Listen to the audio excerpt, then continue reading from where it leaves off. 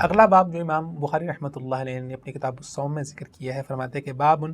شہر عید لا ینقصان، کہ عید والے 2 مہینے وہ کم نہیں ہوتے، اس کا بیان۔ گویا کہ امام صاحب رحمۃ اللہ علیہ اس باب کے ذریعے سے یہ اشارہ کرنا چاہ رہے ہیں کہ ایک حدیث ہے جس میں آپ صلی اللہ علیہ وسلم نے فرمایا کہ عید کے 2 مہینے کم نہیں ہوتے۔ تو جیسے کہ پچھلے باب میں امام صاحب نے یہ ذکر کیا تھا کہ مہینہ کبھی 29 اور 30 دن کا ہوتا ہے، کیا اس حدیث کا مطلب یہ ہے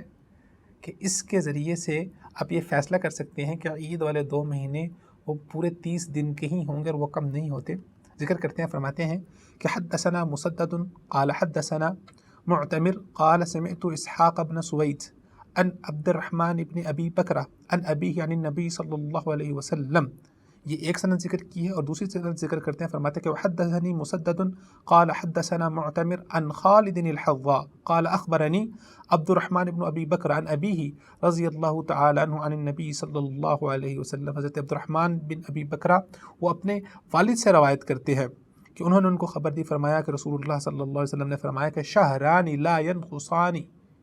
2 مہینے ایسے ہیں لا ینقصانی جو کم نہیں ہوتے، شہر عید، وہ 2 مہینے عید والے مہینے ہیں، رمضان، فرمایا کہ پہلا رمضان کا مہینہ ہے اور دوسرا وذو الحجہ، اور دوسرا مہینہ ذو الحجہ کا ہے۔ اس حدیث کا مطلب یہ ہے، اور جیسے کہ امام صاحب رحمۃ اللہ علیہ نے پہلے رویت کا مسئلہ سارا ڈسکس کر لیا اور اس کے بعد یہ حدیث لے کے آئے ہیں، تو اس سے پتہ یہ چلتا ہے کہ اس کا قطعاً یہ مطلب نہیں ہے کہ مہینے گنتی کے اعتبار سے کم نہیں ہوتے، بلکہ مہینے اپنے اجر و ثواب کی وجہ سے کم نہیں ہوتے۔ اگر آپ نے رمضان المبارک کے